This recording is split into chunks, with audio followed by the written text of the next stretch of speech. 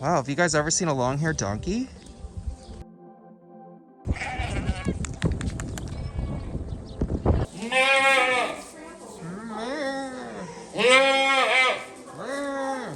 are you doing? When their founder mother Anne was still alive, she was a little bit of a spitfire, a little bit of a like, you can leave but you're going to burn in hell. It was fairly common practice in the 19th century that you would indenture your children to the Shaker community. So if you decide to leave a few years later, you might not get your children back. They might not want to go with you, frankly. You're not going to get your property back. Hey there, thanks for coming to hang out. If you're new to the channel, welcome guys. I'm Brighten Day, and my goal is to lighten you up and to brighten your day. So please subscribe, like, and share this video. It really helps grow my channel. Today we're in Pittsfield, Massachusetts at the Hancock Shaker Village. Stick around, we're gonna learn all about Shaker history and culture as we explore the village. So let me start at the beginning, and the beginning takes us back to England, Manchester, England, specifically in the mid-1700s, when a group of religious dissenters began to worship together. They came from a variety of backgrounds. Some were coming out of the Quaker Church, which itself was only about 100 years old at that point. Some were coming out of the Methodist Church, also a pretty young church. Some came out of the Anglican Church. And they agreed on a few basic principles. One was they believed that God spoke directly to the individual. No need for a minister or priest to somehow interpret God's word for you. That they had in common with the Quakers. But then they also believed in ecstatic worship. The idea that if God moved you, you should literally get up and move. Sing, dance, shake, twirl around, clap, stomp, whatever moved through you, you should put it out there. And that's where the term Shaker came from. People making fun of them called them shaking Quakers, and that got shortened into Shaker. But their name for themselves for much of their history was the United Society of Believers in Christ's Second Appearing. And that tells us something else really important about them. They were millennialists. They believed in the concept of Lengthy names? yeah, no. They believed in the concept of the second coming, that the Christ Spirit would return to earth and earth would be remade and there would be a heaven on earth. And that's important to keep in mind as you walk through the village today. If you remember that for the Shakers, they're trying to create a little slice of heaven on earth here, a perfect society. And you can see that in the order, in the cleanliness, in the right angles and the clean lines. Into this group came a woman named Anne Lee, and through the power of her character, her charisma, but also through the fact that she seemed to have the ability to foresee the future, she seemed to have healing powers, increasingly the group began to follow her lead. And she's generally considered to be the founder of the religion. She's going to bring to this group another really central tenet of the Shakers, and that was the concept of celibacy. The Shakers are trying to live a sin-free life, a perfect life. So confession was very important to them. Sex was the original sin. And therefore, if you want to live a sin-free life, you have to begin by living a sex-free life. So this is a religion that has always relied on converts. They've always had to have new people join them. They faced a fair amount of persecution in England, and so in 1774, a core group of them, led by Anne Lee, came to America. The rest who were left in England either followed in the ensuing years or just sort of petered out. So that was really sort of the end of it in England. And so it's really a religion that becomes fully organized and fully formed here in America. They moved up to an area north of New York City and about 25 or 30 miles west of here near Albany, a place that's known as Watervliet. And that became sort of their first community. And starting in 1780, so 6 years after they first came to America, they began to gain converts. And people often ask, like, why did they think this celibacy thing would work for them? Well, the first converts actually went to them and knocked on their door. And a lot of those people were from right here on the New York-Massachusetts border. So as the crow flies, we're just a mile or two from New York here. And the people here were having a tough time of it in the late 1770s. The Revolutionary War was getting fought all around them and disrupting the economy. And just generally, this was a tough place to make a living back then. We're up a little bit higher. The temperatures tend to be a little colder. The winter's a little bit longer. The soil is a little bit rockier. And so when you've got that kind of, this life is so bad and so difficult, can I guarantee myself a place in the next life and a place in heaven in the next life? And so they were searching, and they were in the midst of a revival that kind of wasn't going anywhere. They weren't feeling like they were finding the answer. And they started hearing stories about this woman over near Albany who seemed to have God's ear, and God seemed to have hers too. And so they went there and learned about their belief system and learned about their religion from Ann Lee, and were convinced that this was it. And a lot of them came back, including ministers converted, and then converted large numbers of their flock. And we ended up with 2 more communities. So the second community that was formed is just over the border in New Lebanon, New York. And then this community at Hancock was the 3rd community to be formed, starting in the 1780s. There were Shakers living on this land up until 1959. And in those early 1780s, Ann Lee took a tour through central New England, a proselytizing tour, where she would minister and preach and spread her ideas and spread the religion. And it was very successful. It really led to the formation of all of the major communities in New England. And then she died, 1784. That was really significant for the Shakers for a couple of reasons. One was that they actually had come to believe that she was the second coming, that the Christ Spirit worked and lived through her.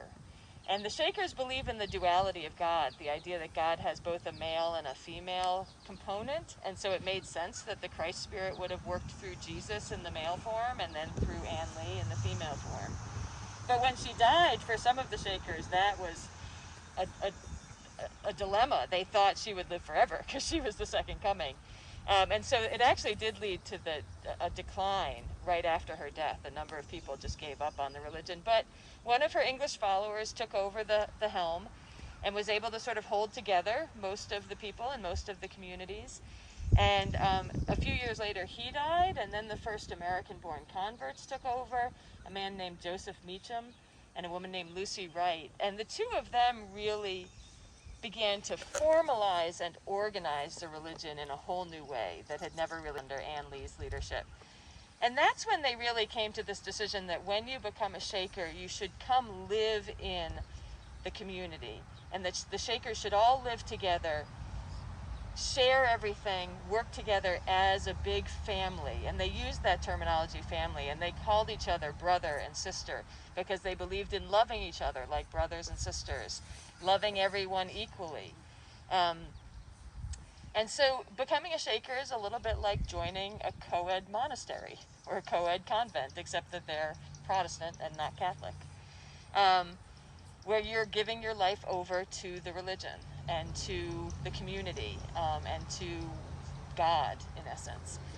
20 years after Ann Lee's death, in the early 1800s, so around 1805, they actually sent a group of missionaries out to the Ohio River Valley, and that led to the formation of a number of communities in Ohio and also in Kentucky, and briefly one in Indiana, but it was really poorly placed and bad timing because the War of 1812 was getting fought all around them, and so for the safety's sake, they ended up pulling that community out and not maintaining it. But so at their height in the mid-19th century, there were probably about 5,000 Shakers at any one time, from Maine out to Kentucky.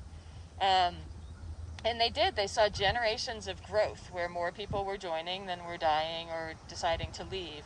And then times started to change. People had different ideas about religion, different ideas about the economy, frankly, different ideas about sex. And fewer and fewer people were joining, and so most of these communities eventually get so small they can't sustain themselves, and then they would close. And so at this point there is just one community left. So this is a religion that has existed from the time of the Revolution to today. It's up in Maine, a place called Sabbath Day Lake. Very small, but they have maintained this religion and maintained this lifestyle ever since. So for Shakers, one of the things that's interesting about them is work was very important. Probably the most famous saying attributed to Ann Lee is, "Put your hands to work and give your hearts to God." And so for Shakers, they took that to mean that work was a form of prayer. And if you were doing the work for God and not just for the well-being of the community, you needed to make everything as perfectly as you could and as well as you could, but also as simply as you could. Shakers believed in community over the individual. The community would find salvation together. You weren't going to find salvation by yourself. And so they also liked and valued humility and simplicity, because they felt like if you made something really fancy, if you put lots of extra decorative touches on it, all you were really doing then was showing off and being vain and putting yourself outside of the group. They wanted you to be part of the group. So as you walk through, you'll see the architecture, the furniture design, the clothing design, even their tools, very utilitarian, very well made. So they do have some lovely little touches to them, decorative touches to them, but simple, not very fancy. And that's because of this belief in work and this belief in the group. One commentator has said about the Shakers that they would make a chair as if an angel were going to sit on it. So that kind of mindset. This community was at its largest about 1830s, 1840s. At that time, there were about 300 Shakers living on the property total, and the property itself was about 3,000 acres. Just for comparison's sake, the museum owns about 750 acres, so a much smaller property than the Shakers had at their height. And this community, like most Shaker communities, was agricultural. So most Shaker communities were out in the countryside, but they liked being along a major road because they were celibate, they relied on converts, they wanted to have contact with the outside world. They just wanted to control the nature of that contact. So one example of that is that for most of their history, their Sunday worship services were open to the public. Now, under the leadership of Meacham and Wright in the 1780s and early 1790s, even their worship services began to become more formalized too. And so rather than everyone kind of getting up and doing their own thing, everyone would get up and sing and dance together. And they invited the public, or the world's people, as they would call them, to come to Sunday services in hopes that people would become inspired and might want to join. The truth is that for much of the mid-19th century, people came to Shaker services to be entertained. It was a strange and unusual way to worship, and they sort of had a reputation for this weird singing and dancing, and so people would come and watch just out of curiosity. Local hotels would send carriages full of their visitors to go watch the Shakers sing and dance. So they're agricultural, they provided much of what they needed from the land, but there was always something that they couldn't grow. You can't grow sugar cane here, you can't grow lemon trees. They were big fans of lemons in their cooking. And there were things that they made too much of because of their work ethic and because of their values. They often produced more than they needed, and so they always did business with the outside world. And this was really one of the ways that they gained acceptance in the outside world, because even though they came to America to escape persecution, they did not escape persecution here. You have a religion with a woman in charge in the 1770s. That's not right. Not in that mindset back then. You have this ecstatic worship that seemed more like devil worship to a lot of people than worshiping God. For some American Protestants, this monastic life reminded them of Catholicism, and they assumed that the Shakers were somehow connected to the Vatican, to the Pope, and therefore couldn't be trusted. So there were all kinds of reasons that people were suspicious of them. The celibacy seemed unnatural to people. They were often accused of kidnapping children or forcing people into this life. And one of the ways that they did gain acceptance was the folks who did business with them found them to be very straightforward and honest in their dealings, that they didn't charge exorbitant prices for things. They were very reasonable in their work, in their prices. They were very honest in their dealings. They wouldn't try to cheat you or somehow steal from you. And so that gained them a certain degree of acceptance. Even though people sometimes thought the worship was still funny and weird and wouldn't want to join, they didn't feel so threatened by the Shakers. So as you guys go around here, a couple key things to make note of. One is that big round barn behind me with the stonework. That's a really unusual barn, unique among the Shakers. It's the only round barn any Shakers ever built. And it's a really interesting barn. It was for milking cows. And then this building here, the brick dwelling house, this is where they all lived, like a big dormitory. And so there's a lot about day-to-day life of the Shakers in there. how they lived. And what's interesting too as you walk around is to look at the ways in which their lifestyle and the things that they made reflect their religious beliefs as well. Very obviously, it's sort of built into their buildings, their way of living, their style of living. I did just want to mention, while most Shaker communities were agricultural and out in rural areas, there was one urban Shaker community for a time in Philadelphia.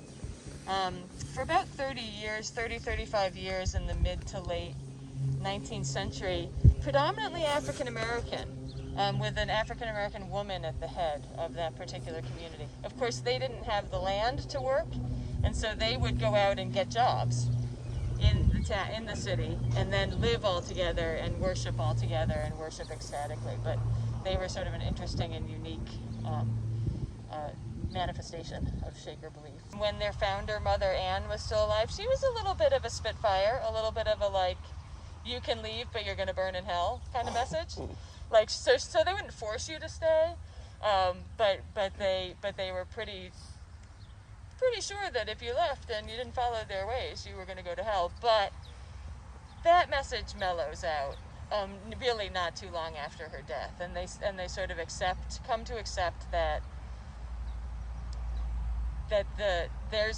there will be people who are not going to believe this, and this is not what they're going to want to believe, and how they think they're going to find their way to heaven, and that the communities were better off not having doubters within them. So they tended to sort of accept, like, if this really isn't for you, maybe you should go.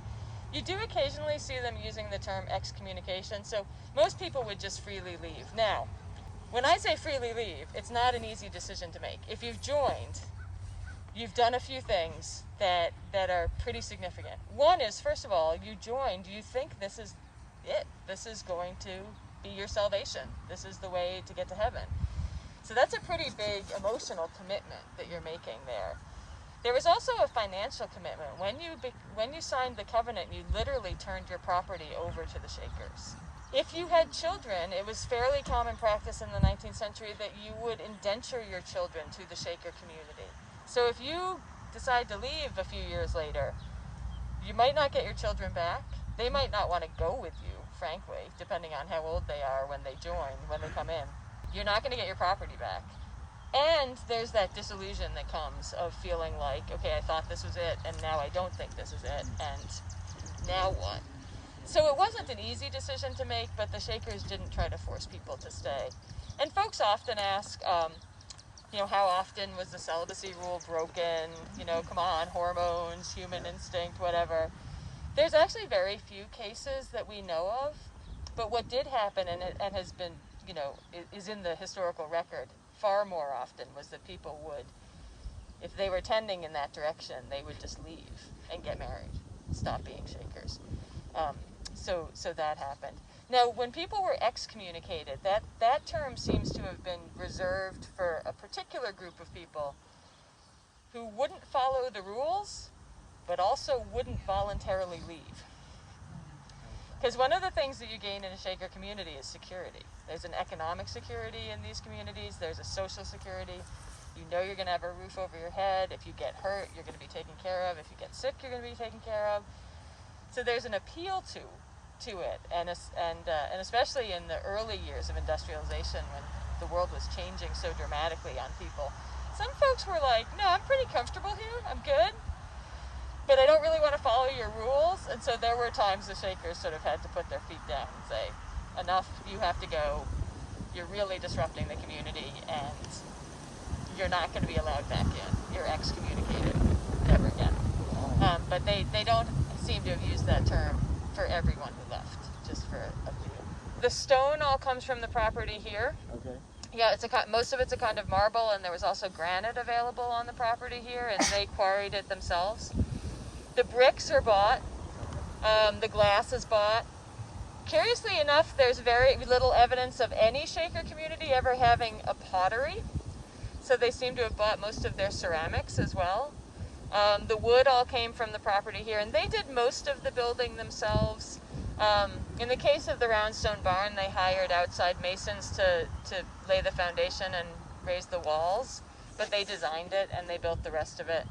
And all of the buildings here are original to the Shakers who lived here, were built by them and were used by them, with a couple of exceptions. One is the little tiny gray building here in the middle. It's an outhouse. It is an original Shaker outhouse, privy, but it came from another community outside of Boston.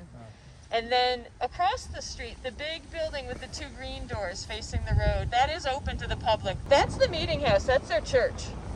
And that actually is not original to Hancock. That came from a different community outside of Boston, Shirley, Massachusetts.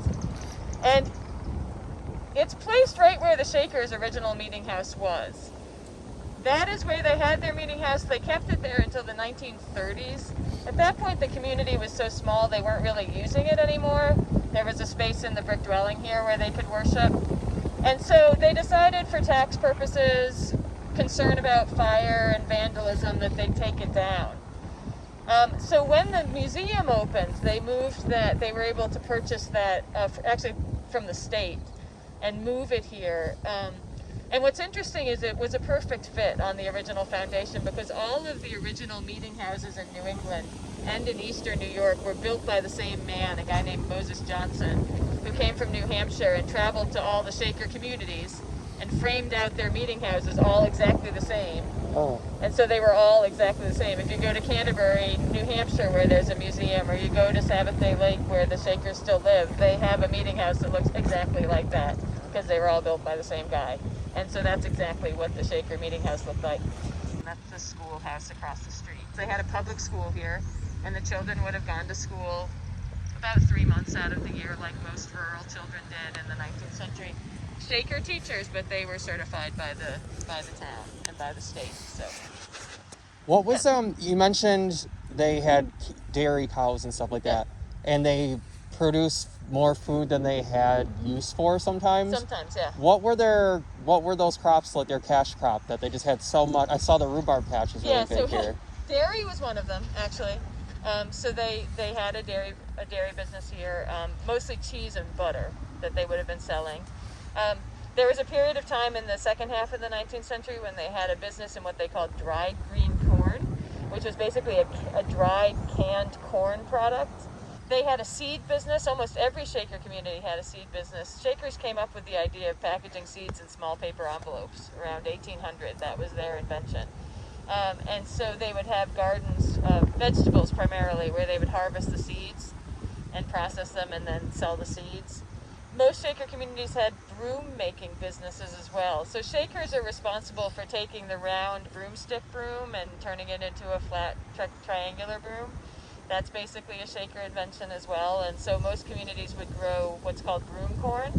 It's a kind of corn, but it's got the fibers for those whisks in brooms, and so they would have grown that. Oh, and for a while they had a sage business. They had a deal with a local sausage factory here at Hancock, and so there were some years where they were growing about 4 acres of sage every year.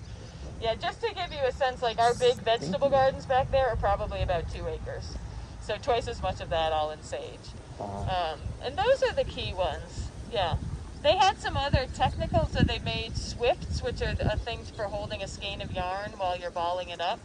That was a business here. They made cards for carding wool. That was another business here for a while.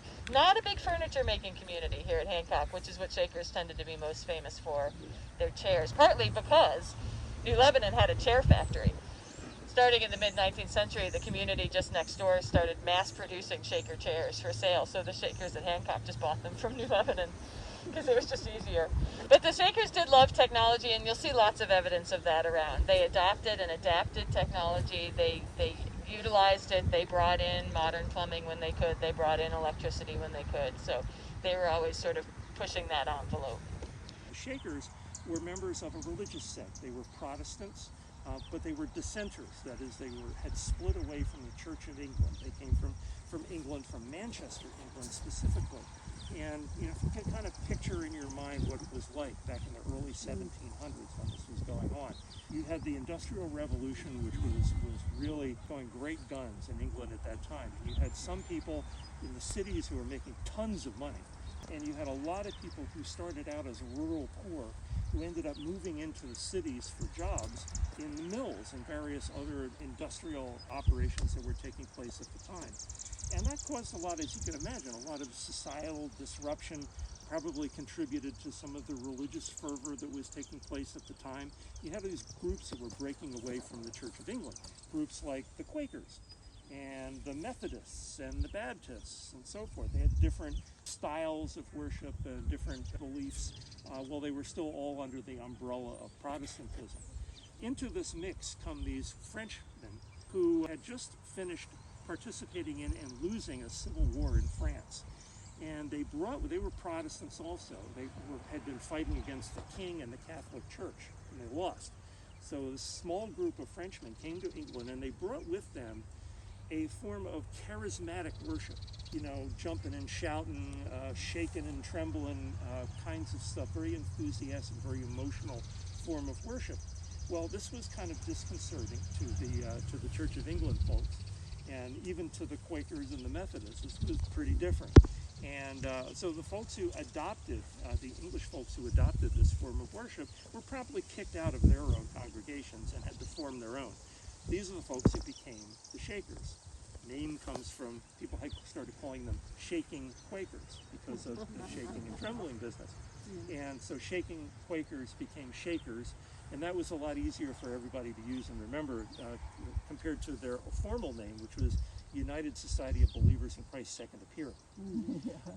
So now this group, being persecuted back in England for their beliefs and their practices, small group of people, Mother Ann Lee, who was their leader, and 8 of her followers, decided, based on visions and inspirations, to take their show on the road, as it were, and come to America, where they hoped for more freedom to worship as they chose, and certainly more room and opportunity to get some land and live away from everybody else, which is what they wanted to do anyway.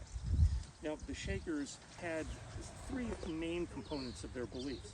One was celibacy, oddly enough, not so common in the Protestant tradition, much more so in the Catholics and some other religious traditions. Confession of sins, again, kind of a Catholic sort of thing. And finally, communal living. The Shakers wanted to live communally, that is, no private property, shared property. They work for the group, and they are taken care of by the group. It was essentially, they were trying to emulate Jesus' way of life and that of the early apostles and some of the early Christian communities by using those 3 things that we call the 3 C's: celibacy, confession, and communal living. And they might have been married before they became Shakers, but once they became Shakers, what we have here going on is monks and nuns living on a farm. Okay. If you remember nothing else about the Shaker experience, that sums it up: monks and nuns living on a farm. So they came here to America in 1774. They had time to arrive on our shores, because what's about to happen? The American Revolution, right? It's about to get underway. There's a war going on, and they realize this is not a good time to be in New York. So they find some land up in the Albany area, and they want to go back to the land. Remember where they came from. They came from Manchester, England, and these were essentially urbanites. So lots of skills amongst them, but farming not so much. Nevertheless, they had this plot of land, forest and swampland for the most part, from which they needed to derive a living and survive. And so they set about that business, which was a very serious business and was very hard and challenging for them. Nevertheless, they persisted, and they learned from their few neighbors, and they learned from some of the Native Americans who lived in the area, and they managed to hang on and survive. Around 1780, there's a religious revival going on in this area, Berkshire County and Columbia County, New York, just over the border. And now all of a sudden, people are interested. They're looking for a new way, and they hear about the Shakers down near Albany. So they go out and hang out with them for a few days. People do this. Some of them were preachers from up in this area, probably figuring that the Shakers are, don't know what they're up to. They probably regarded them with a great deal of suspicion. They go down there and they hang out with the Shakers, and the Shakers are very welcoming. They say, "Come on in, let us share with you our food, our lodging. We'll worship with you. We'll share with you our beliefs." And people came back from this experience convinced that the Shakers had the answers that they were seeking. And so people wanting now to become Shakers, they began to establish these villages.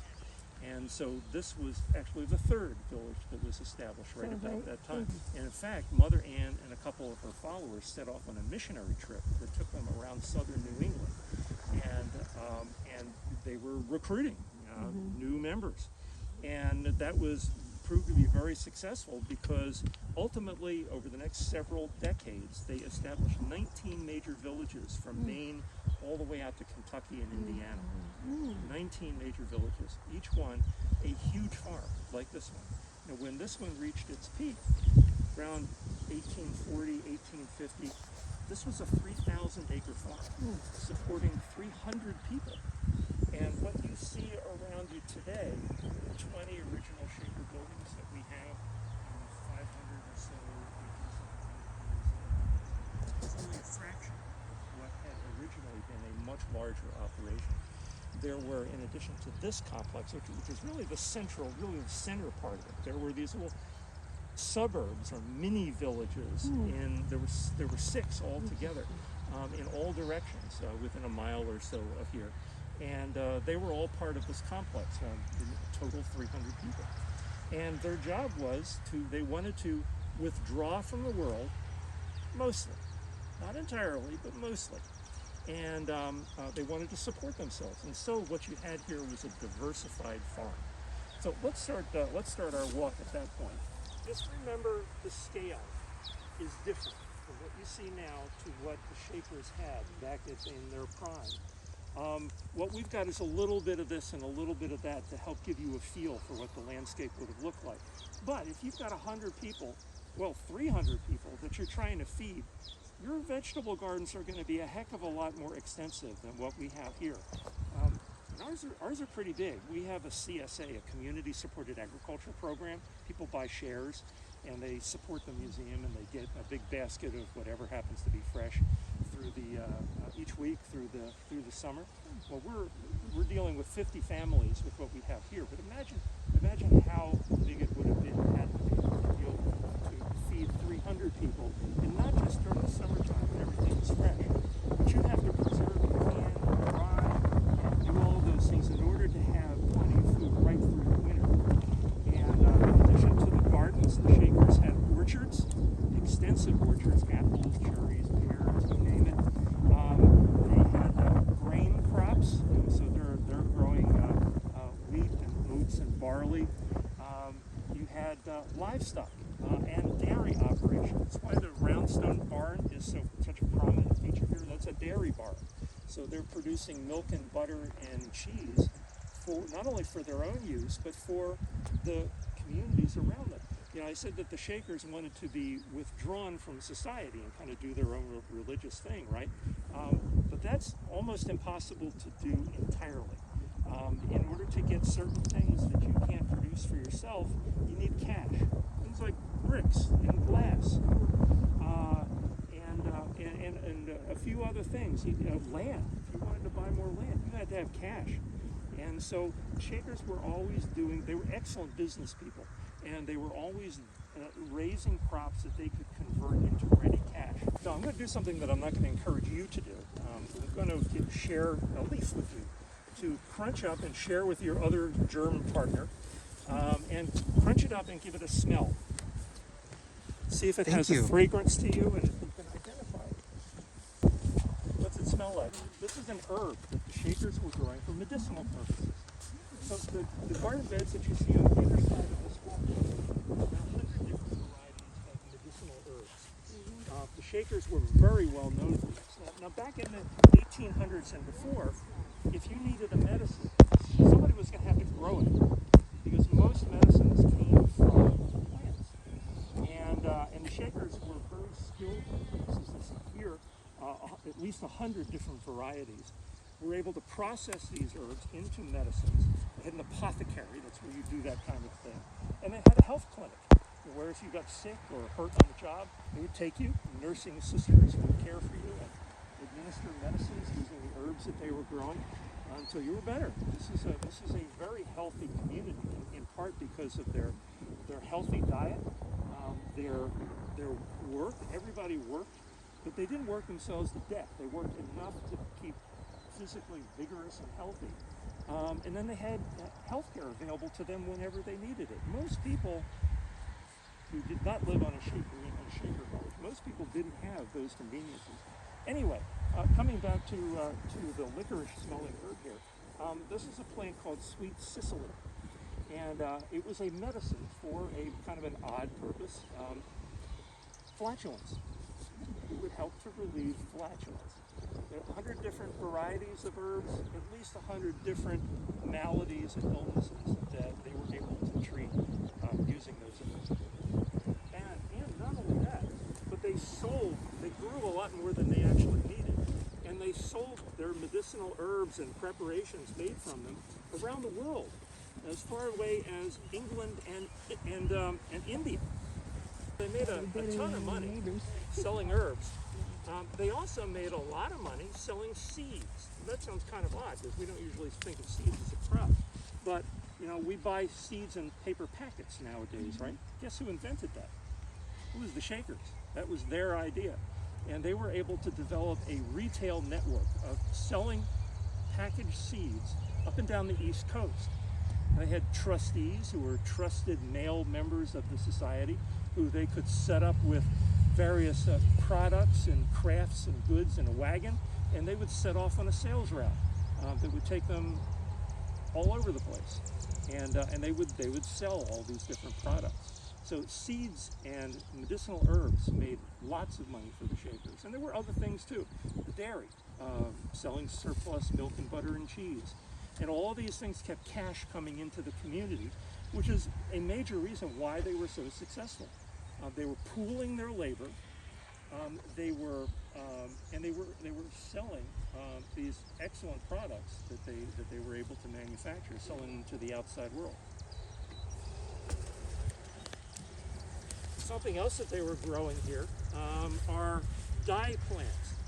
So you have a community that is producing wool. Now this area back in the 1800s was really wool country. It was sheep country, kind of more similar to how we think about New Zealand and Australia nowadays. That's what New England was like back in the 1800s. Most of what you would have seen around you, even up onto the hillsides, were pastures. And you're producing a lot of wool. They were also growing flax. Anybody know what flax is used for? Linen. To make linen. So you're producing wool and linen, and nobody likes all their clothing to be the same old boring color, right? So you need dye plants to liven things up a little bit, and the Shakers did that too. And one of the favorite dye plants, my favorite dye plants, is this one with the yellow flowers. It's called woad. And the reason why it's, pardon me? How do you spell it? W-O-A-D. And its use goes way back. And one of the things that I found intriguing about it is, you know, if you know anything about ancient British history, they were often fighting with the Scots, who were pretty wild folks back in those times. And the ancient Scots warriors were renowned for going into battle naked and painted blue. And the blue color came from woad. The first year leaves of the woad plant produce a blue dye. And so there are many other plants that can be used for dyes, but there's many different colors, but that's one of the most unusual, I think. You don't usually find blue colors. Blue's hard to come by. That's neat that it comes from here. Yeah.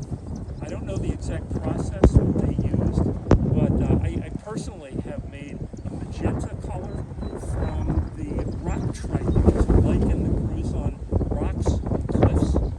And you go through a fermentation process with ammonia. And after a month, you get a slimy mixture that can produce this most beautiful magenta color. It's pretty cool. Something like that probably going on with woad as well. This building was used for poultry. This was a chicken coop. Why in the world would Shakers go to such lengths for a chicken coop, right? It's brick. It's got a slate roof. It has central heating. You can see from the chimney up on top there. Beautiful big south-facing windows. What in the world is going on here? Well, you know, something about the Shakers is that they did everything big. This was, after all, a community endeavor. This wasn't a small family company, so the scale is larger to begin with. And secondly, because of their religious belief, they believe that work is a worship. Mother Ann was famous for saying, put your hands to work and your heart to God.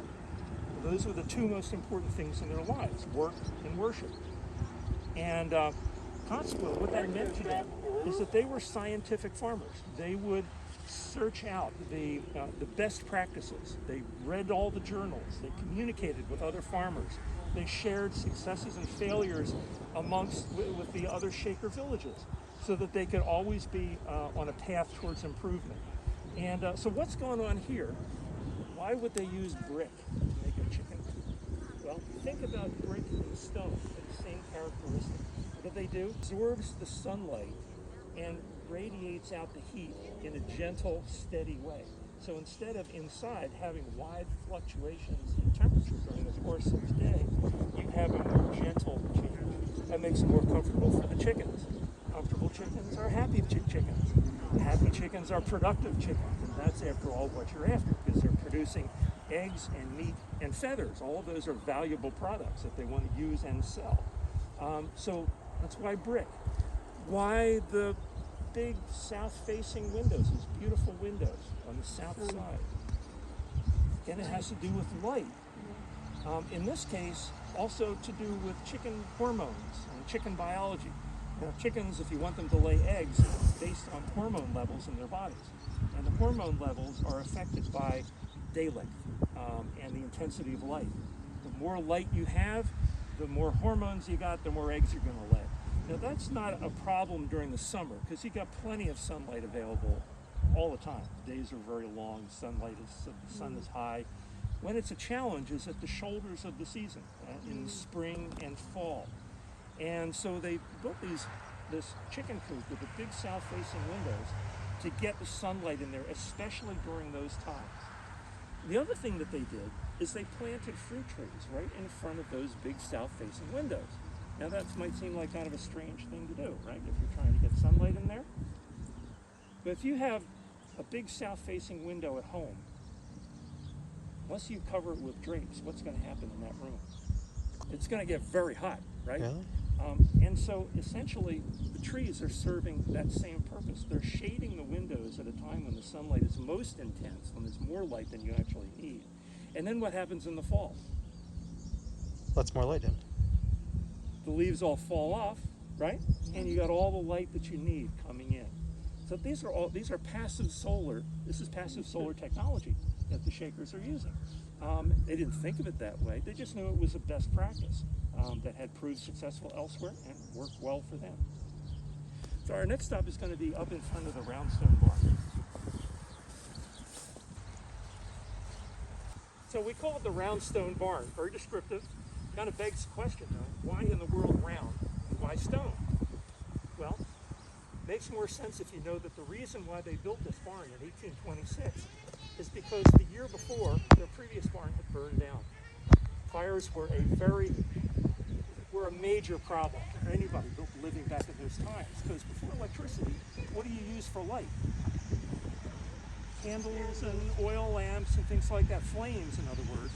And flames in a wooden structure that's filled with hay is not such a good idea, but it's all you could do, right? Same problem in houses, same problem with all these structures. Built out of wood, you're using flames for lighting and for heating. So when they had to rebuild the barn, again, the Shakers had the advantage of being a communal society. So they're pooling the wealth of everybody who's ever joined and the labor of all the people who are working there. And they could afford to do pretty much whatever they wanted. And so when it came to build a new barn, you can see the thought process. How can we protect our barn, prevent it from burning down as long as we possibly can? Well, we have a lot of stone in our backyard. There's a lot of limestone and even marble in the bedrock for this area. In fact, there are little quarries out in the backyard. So they used the stone that they had in order to protect the barn from fire. Put a metal roof on it, and you've got a pretty good arrangement. Now, the rest of it is still built of timber, and it's still filled with hay, so you still have a substantial risk of fire, but it's going to make it less likely. And if even in the event that it does burn down, you've still got the stone walls, and you can rebuild that much more quickly. So that's why round, or that's why stone. Now, the round part of it, that's what we'll see when we go inside.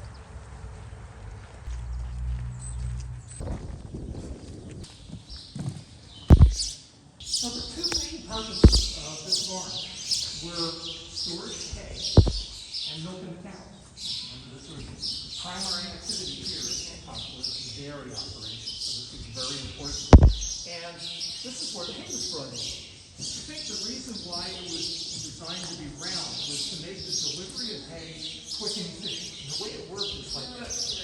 The wagon came into the field up this lane, into the big doors here, and proceeded around the circle. And they would pull over to the inside, dump their hay, just loose hay. This is before bales had even been invented.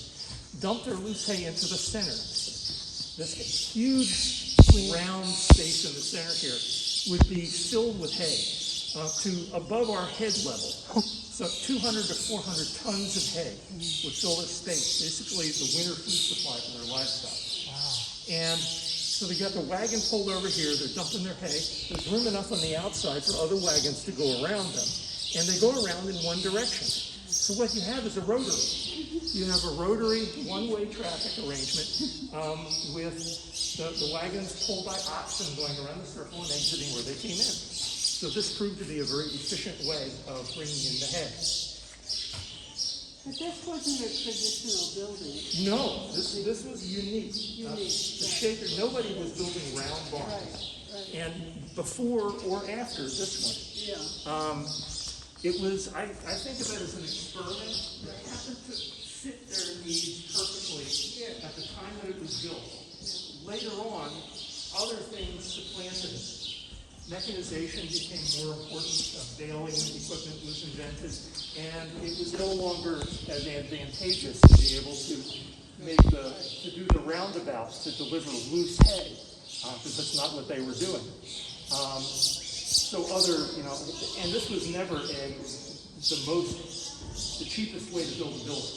Round is not the easiest thing to build. And so it was abandoned, and the Shakers never did it, and wasn't something that their neighbors did either. Now the other function was milking cows, right? Where did that happen? Well, down on the ground floor, you see all the way around the circle those vertical posts. Now, there's on the outside of those vertical posts, there's a little low platform. You might trip over it if you're not careful as you walk around. It's about 3 or 4 inches high and about 5 feet or so wide. And this is the milking parlor. So the cows would come in, they'd step up onto the platform. The workers would open up the stanchions, which is what those vertical posts are called. Open them up, cow reaches in to get some hay, and then they can close it up, and your cow is stuck there. And so she's happy. She's got something to eat. They can do their milking. There's room for 52 cows around the circle. So this also was an efficient way of getting their work done, and that was very important to the Shakers. Now, something that you might wonder about is that central structure there, kind of like the hub of a wheel, and that is essentially a chimney. Why would you need a chimney in a barn? Well, it's important to let the warm, moist air that's in that hay mound, all those hundreds of tons of hay, to be able to rise up and exit the building so that it doesn't overheat and spontaneously combust. That was yet another problem that could cause barns to burn down, happens not infrequently. And so it's acting as a chimney. The warm, moist air escapes the building at the cupola on top. Cupola, wherever you see a cupola on a barn, it's a chimney. That's why it's there. How do they keep the water in? Well, the cupola's got a roof on it. But I mean, if it's blowing or something like that, does that rip the hay? You have a certain amount that would get in, but there's a dry well at the bottom of that shaft. Oh, okay. And so any water gets in, it's likely to drain out. Exactly. So again, the Shakers were always looking for ways to make their work easier, more efficient, because that was the way, that was a perfect way of behaving, of serving God. Thanks so much for hanging out with me, guys. I really appreciate your time. I hope you enjoyed hanging out at the Hancock Shaker Village. I'll see you in the next video.